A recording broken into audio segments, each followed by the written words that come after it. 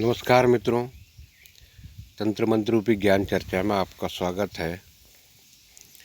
मित्रों, आज एक ऐसे विषय के बारे में चर्चा करते हैं जिसको आप सब लोग जानना चाहते हो, पहचानना चाहते हो और समझना भी चाहते हो और प्राप्त करना भी चाहते हो मित्रों। और वो विषय है ये कान में बताने वाली सिद्धि। इसको कैसे प्राप्त किया जाए मित्रों। और इसी के चक्कर में आप हज़ारों से लेकर लाखों रुपए भी बर्बाद कर देते हो और फिर भी आपके हाथ कुछ नहीं लगता मित्रों। इसी के बारे में चर्चा करेंगे और चर्चा के माध्यम से मित्रों मैं आपको इस सिद्धि को किस प्रकार आसानी से प्राप्त करें उसी के बारे में मैं आपको समझाने का प्रयास करूँगा मित्रों।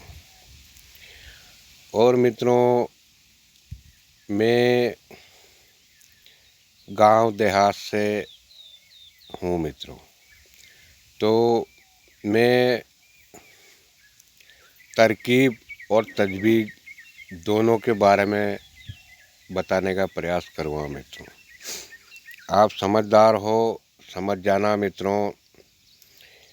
एक जैसे कि एक फ्रेंड दूसरे फ्रेंड को हंसी मजाक में कोई अच्छी से अच्छी सलाह दे जाता है फ्री में, उसी प्रकार मैं आपको इस सिद्धि को कैसे प्राप्त करें इसी के बारे में सलाह दे जाता हूँ। तो आप मेरी बात को गंभीरता से सुनना, समझना, क्योंकि समझदार को इशारा काफ़ी होता है मित्रों। तो मित्रों, कान में बताने वाली सिद्धि अनेक प्रकार की होती है, ये तो आप सभी जानते हो। और मित्रों, वर्तमान समय में इसको एक ट्रिक के माध्यम से भी किया जाता है, ये भी आप जानते हो। अब इसको अपन प्राप्त कैसे करें उसके बारे में मित्रों मैं चर्चा करता हूँ। तो मित्रों, आप अक्सर सोशल मीडिया के अलग अलग प्लेटफार्म के माध्यम से आपको पता चलता है कि फलाने बाबा जी है, कि फलाने कोई सिद्ध है, कोई तांत्रिक है, वो आपको शक्ति ट्रांसफ़र के माध्यम से आपको कान में बताने वाली सिद्धि ट्रांसफ़र करते हैं मित्रों। और ट्रांसफ़र लेने के बाद आपको कुछ भी हासिल नहीं होता है, ये भी सत्य है मित्रों। मित्रों, एक बात आप अच्छी तरह से समझ लो, जो अगर किसी के पास सिद्धि भी है और अगर वो उससे कमा के खाता है तो मित्रों वो उसकी दुकानदारी क्यों बंद करवाएगा मित्रों। मित्रों, मैं गांव देहात से हूँ तो मेरे शब्दों का चयन कुछ थोड़ा सा नरम गरम भी होता है, तो वो भी आप समझने का प्रयास करें। तो मित्रों, अब आसानी से मैं आपको इसके बारे में बताता हूँ। मित्रों, जब कभी आपने अपने आसपास साधु संत बहुत घूमते हुए मिलते हैं मित्रों, अपने घर पे भिक्षा मांगने बहुत सारे साधु महात्मा आते रहते हैं मित्रों। तो मित्रों, साधु महात्मा या संत या ये जो भीख मांगने वाले, ये दो प्रकृति के होते हैं। एक प्रकृति तो मैं बताता हूँ आपको, अगर कोई मजबूरी में संत बनता है या किसी कारण से उसको वो संत बनता है तो उसको भिक्षा मांग करके अपना जीवन यापन करना पड़ता है मित्रों। और दूसरा होता है मित्रों कि जब कोई किसी गुरु से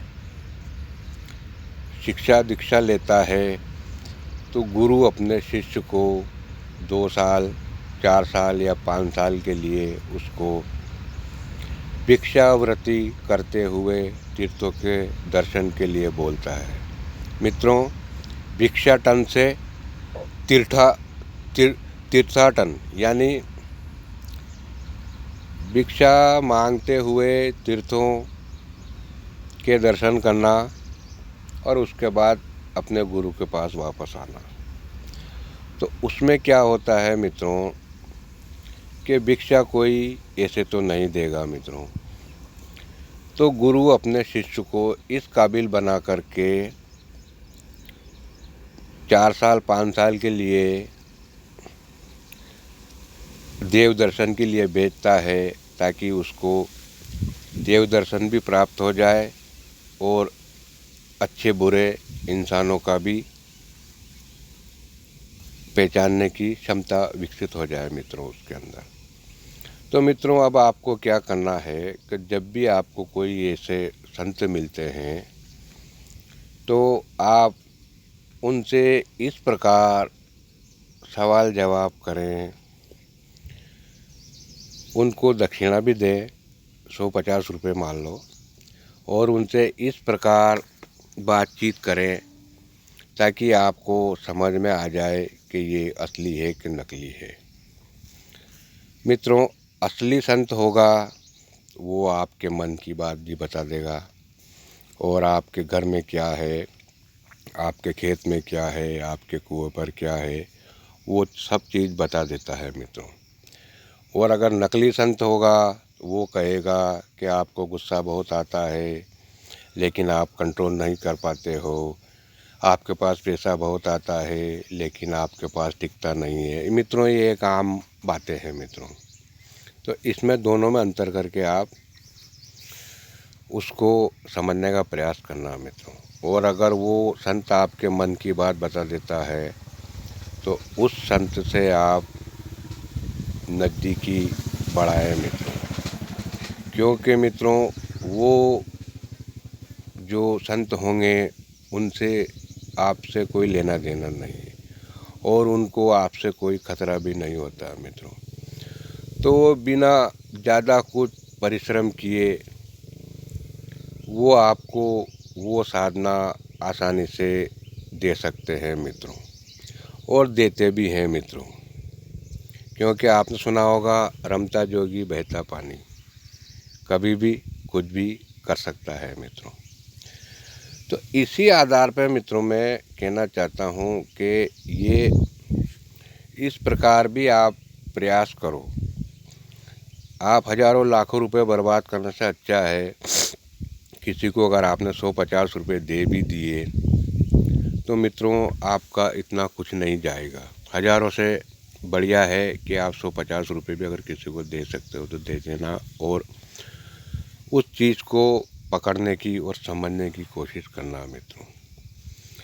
तो मित्रों, फिर कभी इस विषय के बारे में मुझे एक संत मिले थे और उन्होंने किस प्रकार मुझे मेरे व्यक्तिगत जीवन के बारे में बताया था मित्रों, इसके बारे में भी मैं आपको अगले वीडियो में जानकारी दूंगा मित्रों। तो ठीक है, नमस्कार, जय सिया राम, जय माँ भवानी।